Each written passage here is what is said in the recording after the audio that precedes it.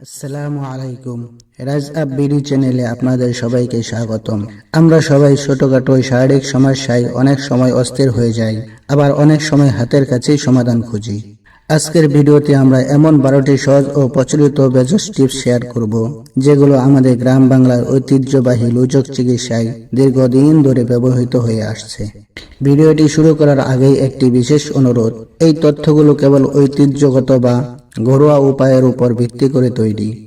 এগুলো আধুনিক চিকিৎসা বা ডাক্তারের পরামর্শের বিকল্প নয়। যে কোনো জটিল সমস্যায় অবশ্যই একজন নিবন্ধিত চিকিৎসকের পরামর্শ নেবেন। ভিডিওটি ভালো লাগলে লাইক দিন এবং এমন আরও তথ্যবহুল ভিডিও পেতে আমাদের রাইজ আপ বিডি চ্যানেলটি সাবস্ক্রাইব করে রাখুন। চলুন মূল আলোচনা শুরু করা যাক। 1. দাঁতের ব্যথা। হালকা দাঁতের ব্যথায় পেয়ারা পাতা চিবিয়ে রস ব্যবহার করলে অনেকের ক্ষেত্রে সাময়িক আরাম পাওয়া যায়, তবে ব্যথা তীব্র হলে দেরি না করে দন্ত বিশেষজ্ঞের পরামর্শ নিন। 2. কাশি। খুসখুসে কাশির সমস্যায় বাসক পাতা ও মধুর মিশ্রণ বেশ পরিচিত একটি সমাধান, তবে মনে রাখবেন 1 বছরের কম বয়সী শিশুকে কখনোই মধু দেওয়া যাবে না। 3. পেট ফাঁপা। পেট ফাঁপা বা বদহজমের সমস্যায় পুদিনা পাতা ভেজানো পানি দারুণ কার্যকরী হতে পারে। 4. পায়ের দুর্গন্ধ। লোজক বিশ্বাস অনুযায়ী বেলপাতার রস ব্যবহারে পায়ের দুর্গন্ধ দূর হয়, তবে ব্যক্তিগত পরিচ্ছন্নতা, প্রতিদিন শুকনো মোজা পরা এবং জুতা শুকিয়ে ব্যবহার করা সবচেয়ে জরুরি। 5. মুখের ঘা। মুখের ঘা হলে ঘরোয়া কিছু উপায় অনেকেই মানেন, কিন্তু ঘা যদি 2 সপ্তাহে বেশি থাকে বা প্রচন্ড ব্যথা হয়, তবে অবশ্যই চিকিৎসকের কাছে যেতে হবে। 6. পেটে কৃমি।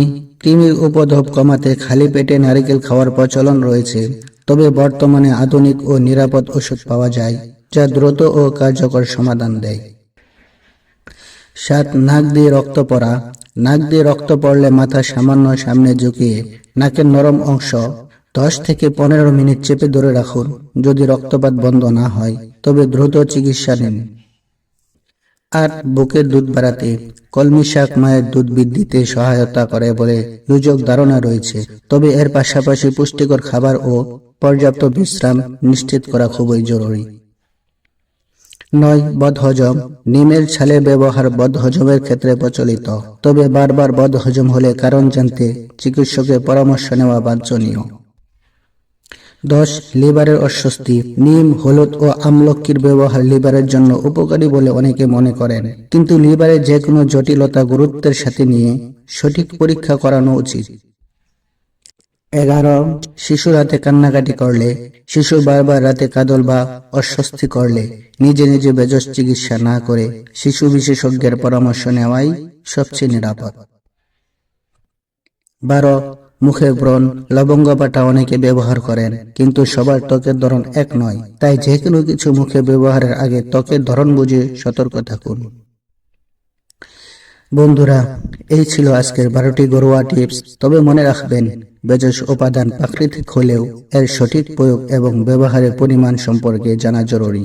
আপনারা এর মধ্যে কোনটি আগে ট্রাই করেছেন বা আপনাদের নিজস্ব কোনো ঘরোয়া টোটকা আছে কি, কমেন্ট বক্সে আমাদের জানাতে পারেন। আর ভিডিওটি ভালো লাগলে শেয়ার করে অন্যদের জানার সুযোগ করে দিন। আজকের মতো এখানেই বিদায় নিচ্ছি। সবাই ভালো থাকুন, সুস্থ থাকুন। আল্লাহ হাফেজ।